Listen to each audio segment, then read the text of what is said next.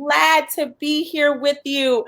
I want to welcome everyone to the first edition of Be Iconic Healthy Corner with Dr. Harry. So today I have the pleasure, for those of you who don't know or who are tuning in for the first time, of sitting down with Dr. Udine Herring. She is board certified in holistic and integrative medicine and has spent the majority of her career specializing in preventive care. Author of the award-winning book, Be Iconic, Dr. Harry has been delivering a healthy dose of true serum to women across the country. She empowers them with tools to age gracefully and look good at any age. Please join me in welcoming Dr. Udine Herring. Hi, everybody. It's so wonderful to be here. As a reminder to everyone who's viewing at home, feel free to post questions in the comment section. We'll get to them a little later. But I want to make sure that everyone knows if you post a question, you actually get entered into win a special gift sponsored by Beauty Counter. All right, let's get started because I know that we have a limited amount of time and we always go over. So Dr. Harry, your book is filled with some gems, really giving women some insight into how to have permission to take care of themselves. I'd really like to know how you have engaged women to help them not discount the amount of time that they need to spend on themselves as they hit their prime. Okay, and you said it there, Lisa. You said as they hit their prime. And what we need to understand as women is that as we get better with age, and that is not just for wine, but it's for us as well. And so it's so important that we learn to accept where we are currently and no looking back. Don't let the media or anyone else tell you that you need to be who you were. You need to be who you are now because you're stronger who you are now. And so what I want to say and what my book is about is saying, ladies, as we get older, we get better. So let's start getting healthier because we have a lot of life to live. Very nice. So what inspired you to focus on women's health specifically as women 35 plus? Well, what inspired me to do that was this. I started to see in my practice, like women in their 40s and women in their 50s.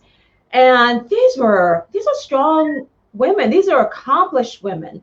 And they were drained and they felt lost. And I'm talking about professional women who've accomplished so much. They might be CEOs of their homes or companies, and they were all feeling the same way. And what I came to realize was that when we start getting to 35 and above, things start changing and things start colliding.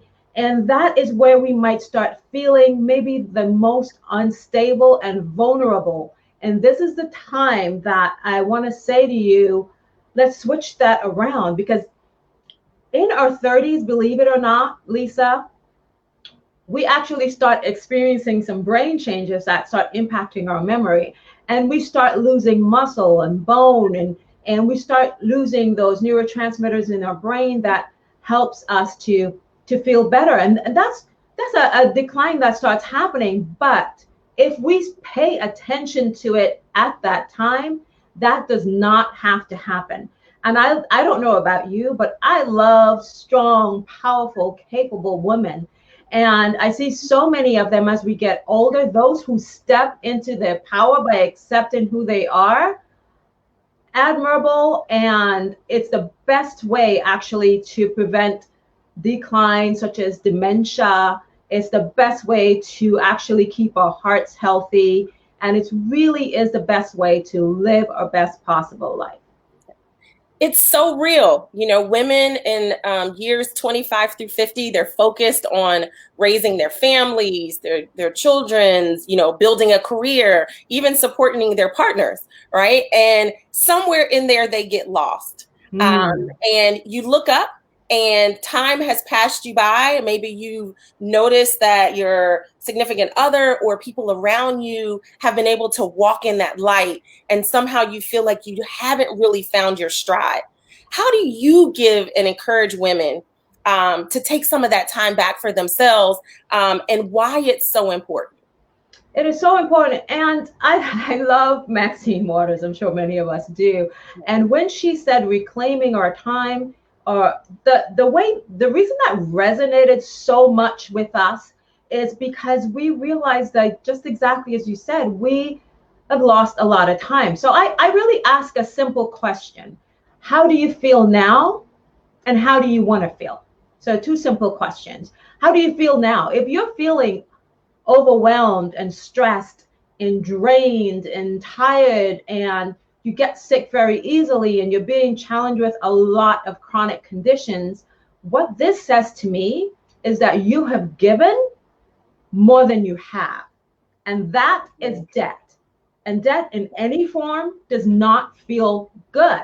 And so ultimately, what we have to start doing is reclaiming some of that time to start taking care of ourselves again, because we do want to take care of other people, and that is our passion. Many women, we want to be of service to others. We want to see our family grow and thrive. We want to see our children be the best that they can be. We want to be the best that we can be. We still have dreams, we have aspirations, we have all of these things, but none of that happens if you don't take care of yourself.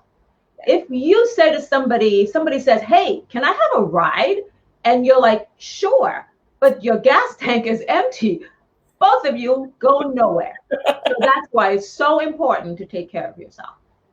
I love that analogy. And when people look at you, they see very well put together, well-spoken, accomplished woman. You're a mother, you're a wife. I'm going to put you on the spot here, but did you ever get to a point where you felt like your tank was running empty? You had given so much to your patients, to your children. I know everyone would be interested to know. Oh, absolutely. Absolutely. And I speak from experience, and you can tell how passionate I am about this. Absolutely. I got to that point. I went to medical school, and I did an emergency medicine residency, and I worked in the ER for a long time. It was close to like 13 years or so. And at that point, and then I had 2 children, and I was married, and all the things that all of us had, right? And then I started feeling exhausted, overwhelmed, all of those things. I was commuting about 3 hours a day. I was working 12 to 14-hour shifts, and I was coming home, and my baby did not care that I was tired. They were getting up when they were getting up because they were hungry. And so what I realized is that I was not taking care of myself. And interestingly enough, as a physician, I had to learn how to do that, because I learned how to take care of other people. Yeah. It's a challenge to learn how to take care of yourself. Now, did you find yourself grabbing snacks and while you're in the car? Okay. Yes. All of that.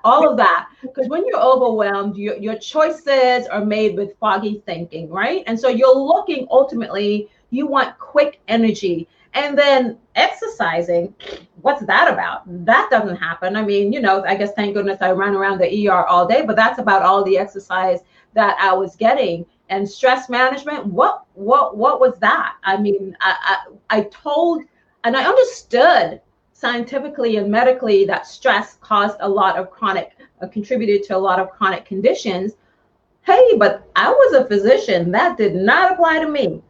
But I found out the hard way that it did apply to me.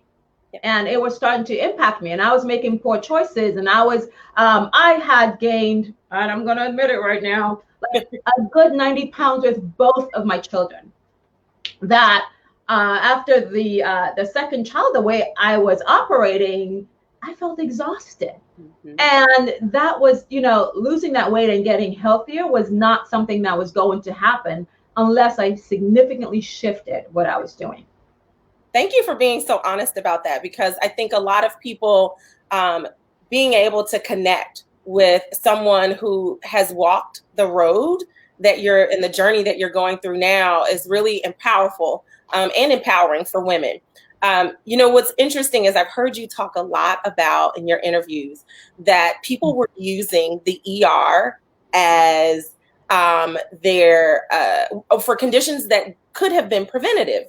And so it's interesting now that you have taken on this cause to help individuals go to the front part of this cycle and say, let's do the things that you can do to help prevent some of these conditions, because a lot of them, you just don't have to end up in that place. So I want to get to what everyone wants to know. So if you had to pick one thing, Dr. Harry, one thing that you felt was the biggest culprit in zapping women's energy, really anyone's energy, but specifically women, and had the propensity to increase other ailments, what would that be? Oh gosh, I'm going to double up on you here. I'm going to say the two S's, stress and sugar.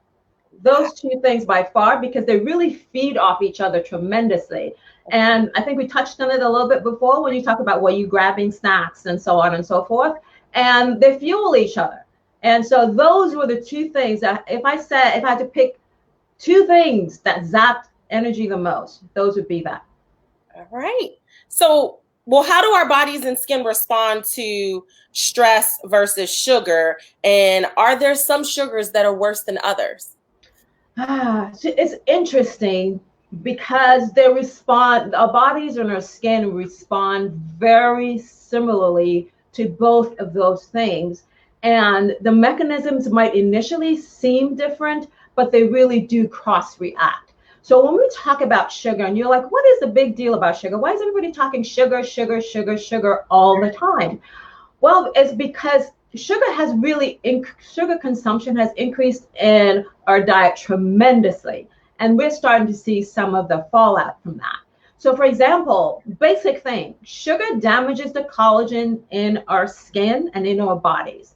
What does that mean and why should you care? Well, we talk a lot about collagen for skin because collagen is like the scaffolding that holds our skin in that nice, firm form. And without it, we start wrinkling much sooner than we should.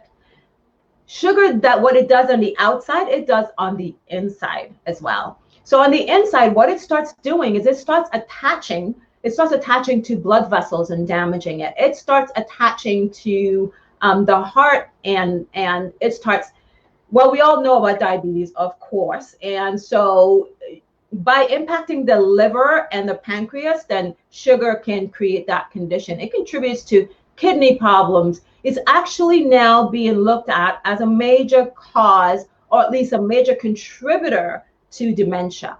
So it really can cause a significant change.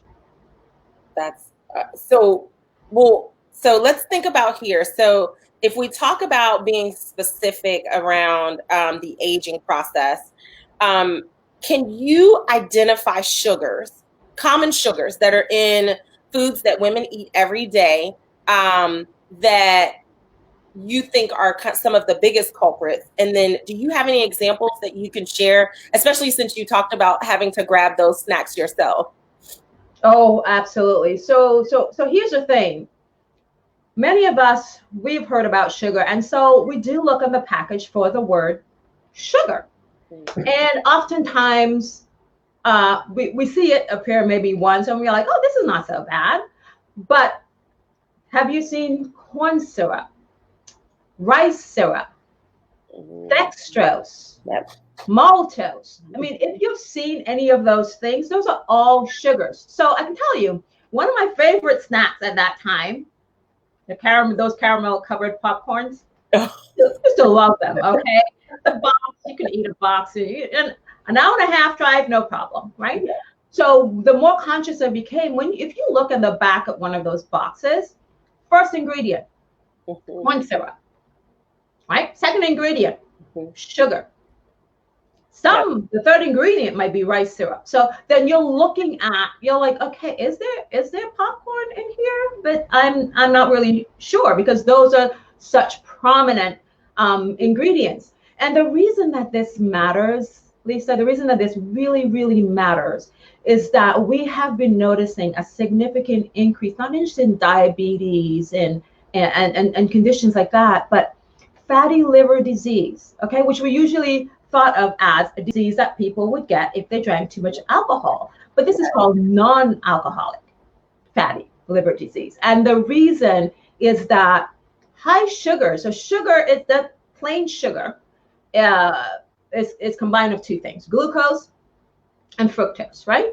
And so the fructose in that syrup and in that is usually not utilized super well by the body. So the liver does a lot of work with that. And the liver takes that and it makes fat with it. And those fats get deposited in the liver. And then we have fallout. We have decreased inflammation that happens not just in the liver, but in the body as well. We've noticed links to high blood pressure with that, high blood sugar with that, high triglycerides with that, high cholesterol with that. So when you're thinking of sugar, don't think of it as just sugars. It's actually a significant health problem. Okay. You know, I know when I grab snacks, I always look at milk chocolate. Somehow, if it's just chocolate with like an almond, it makes me feel as if that's natural enough. Or I really use these. They're chocolate covered blueberries. I don't know if you've seen those in bags, and you can eat the whole bag. Like it's mint, and it's like 600, 800 calories. I don't know. You know, when we talk about kind of easy swaps that women can make, because I think in our minds we justify some of them because we're like, hey, I think this has cocoa in it, and I'm using air quotes, right? So what are some easy swaps that you recommend that we can use, even if you have 3 or 4, you know, that we can start small and kind of build up to? Okay, so the first thing that we can do actually is try not to add so much of it because, you know, the sugar is usually in many things anyway. You don't need to add extra sugar. I'm going to start with an example. Like I talked about those caramel popcorns. So, you know, easy. Air pop your popcorn if that's what you like, and drizzle some honey or agave syrup on that. People say, well, isn't that sugar? It is, but when we're thinking of, we want things to be not as processed. So the problem, did you know, for example, if you have fresh pressed cane juice, that has a lot of minerals that's totally removed when it becomes sugar. So Mother Nature, in her wisdom, has really kind of balanced everything that she puts into a fruit, or even say into a vegetable. So she's done a lot with that. So honestly, if you do the nuts without the chocolate covered, and if you love chocolate covered things, and I have to say, I mean, I like chocolate, but I tend to want to make sure that it has more cocoa than anything else. So if something is a milk chocolate, that is really kind of sugar and milk that's colored a little dark. You know what I mean? But the cocoa, you're looking at 70%, 80%, 90%. You know that has a fair amount of cocoa in that. You can eat a square, again, not real difficult. When I do baking or that requires something sweet, I would use a little bit of agave syrup, or I would use something that has, I know I did my little pumpkin or sweet potato bread a while back. That in of itself has some natural sugars in there. So the foods have natural sugars. So feel free to use them. Okay. So I heard a couple things from you. I'm going to repeat them for those that are listening. So number 1, you talked about sweeteners like agave. Is that one? Natural cane sugar. It's okay to have chocolate as long as it has more cocoa than anything else. And people can really make their own chocolate brownies or chocolate desserts with cocoa and some of the sweeteners that you're talking about, right? Obviously, right now we have nothing but time at home, right? So that is true. We have to thank God in His infinite wisdom, right? That we have additional time so we can start kind of practicing making some of those. And then there was a third thing that you mentioned about popcorn, but popcorn without the sugar, like the caramel on it. So just some natural popcorn, air popcorn. And drizzle some honey on it. Honestly, that is really a good snack because you have control over it because you're putting it in yourself. When you're purchasing these things from the store, you really have no control of how much is in there. You don't have any control over the sweetness. Here, you do have some control over the sweetness of it. So I want to take just a pause and remind everyone to go ahead and post their comments because I have one more question. I'm going to put you on the spot, but post your comments in the comment section. Everyone that posts a comment will be entered to win our giveaway. So I love your passion. I love your energy, Dr. Harry. I've been seeing a lot written about women, and I won't repeat the actual stories, but there's been some news stories about women over 40, over 45, over 50, aging, wearing your gray hair. Like there's all of these discussions around just identifying as you've hit your prime and now it's time to sit down, right? I Yes. love your book. I love your book, Be Iconic, because it points at some of these key areas. But can you just leave us with like another tidbit for adding the caveat of the sugar and the stress to women who are 45 and over, being able to kind of walk in their truth and own who they are right now?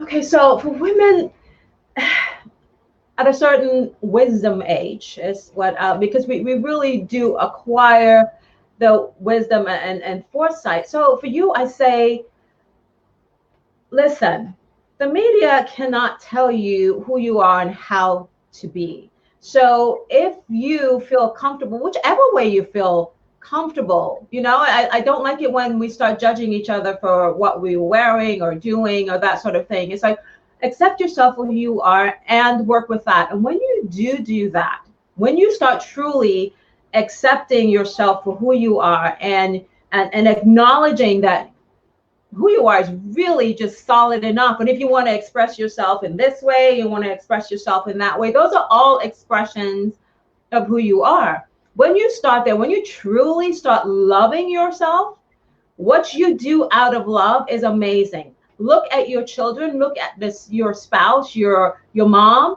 What do you do for them because you love them? Yeah. You would go through amazing hurdles for them.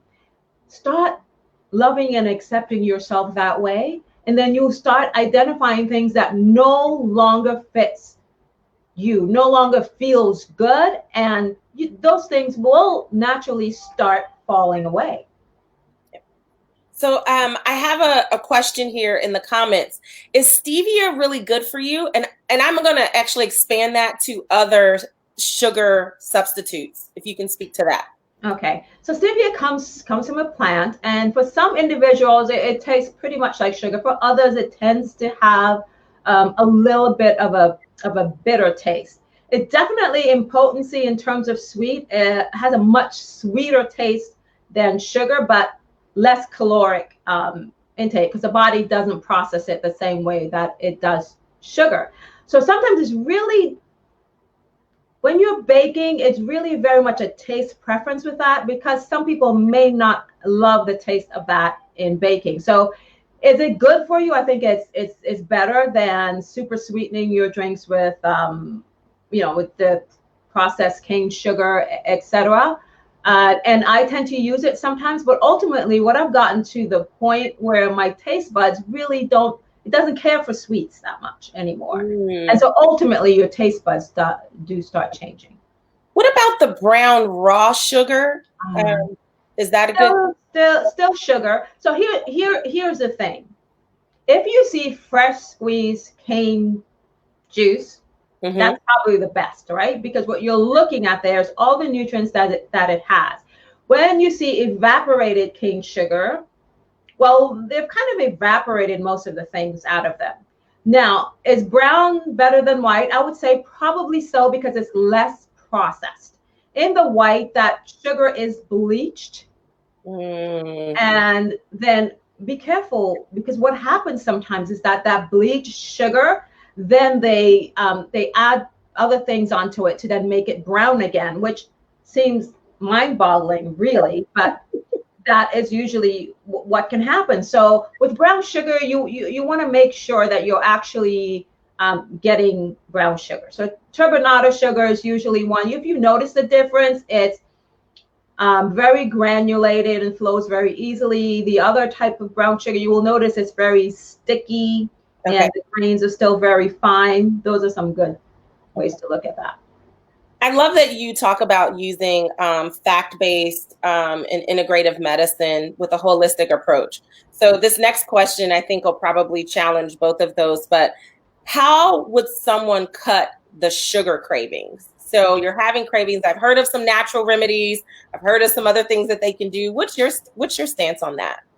My stance on that is to start gradually doing it, because you don't want to depend on something to do that. By that I mean you don't want to trade one thing for the other thing, right? So I think ultimately what you start, your taste buds do adjust. I promise you they do. It may not feel like it initially. So let's say, for example, you like 6 teaspoons of sugar in your coffee.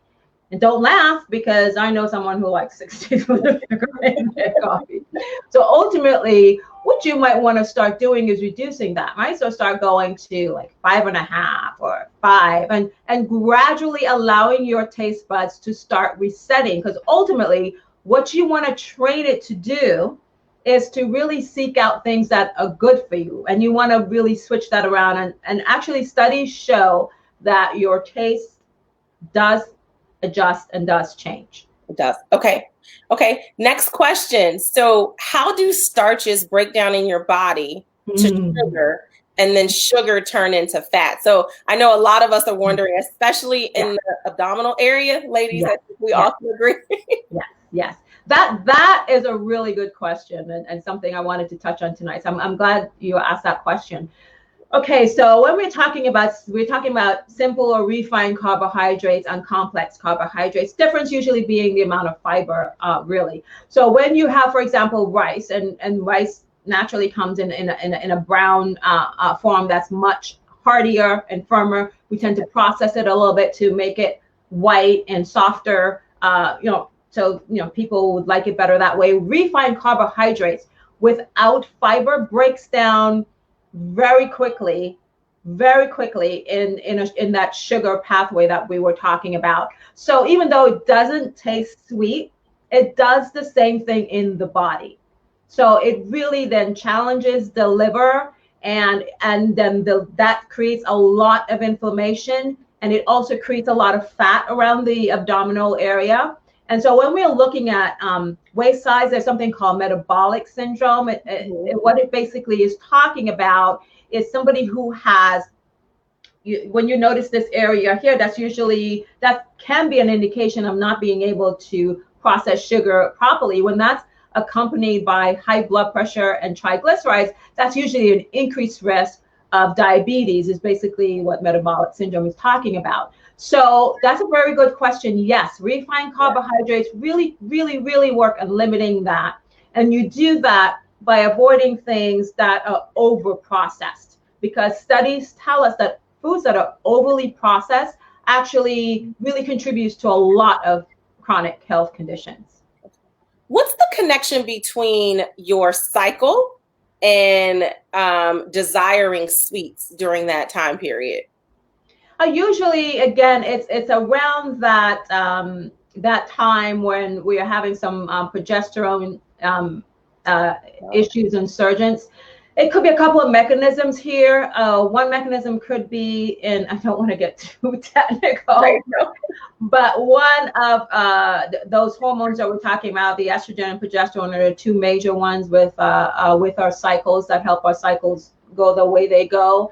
Some of that actually, one of them can actually become the hormone cortisol by a conversion in the body. And we know that hormone is associated with stress, right? It goes up when we're stressed. And part of what it does is increases sugar in our body, because part of its job as a stress management thing is that it want to provide us with energy so we can handle stress.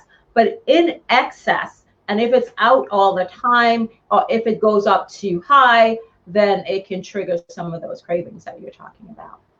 No, that's so last question, because we are almost at time. I can't believe it's that time already. How do sugar-free coffee creamers compare to regular ones?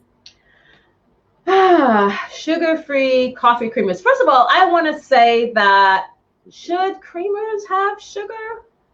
That's a question that I have, because if it's a creamer, it's a creamer.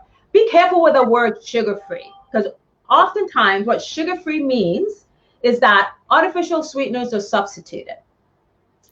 So what it means is that there is no cane sugar or sugars like that, but it's an artificial sweetener. And studies have associated artificial sugars with increased risk of weight gain and diabetes as well, secondary to the weight gain. So when we're thinking that, it's like, okay, we'll save some calories here. Some of the patterns that happen with that is that we tend to save calories to use them somewhere else, right? So sometimes we tend to overdo with that. That's the bar. Yes. So I like to say, if you need a little sweet, I'm not a big fan of sugar-free because it usually means that artificial sugars are substituted into that. Also, just like I'm not a big fan of fat-free because that usually means sugars are then substituted for fat. So it's really about what types we're talking about. Okay. Sounds good. I hate to do this to you because there's always so much wealth of information. And I know you love to share it, but we have hit time. So I did want to announce the winner. But first I want to say is, one lucky winner is going to receive this special travel essentials gift from Beauty Counter. Beauty Counter is the leader in creating safer beauty and personal care products. And this aligns with some of Dr. Harry's core tenets. But one by one, they are leading the movement to a future where all beauty is clean beauty, powered by people and their collective mission to get safer products in the hands of everyone. Why? It's really simple. Beauty should be good for you. So our winner today is Deborah Perkins.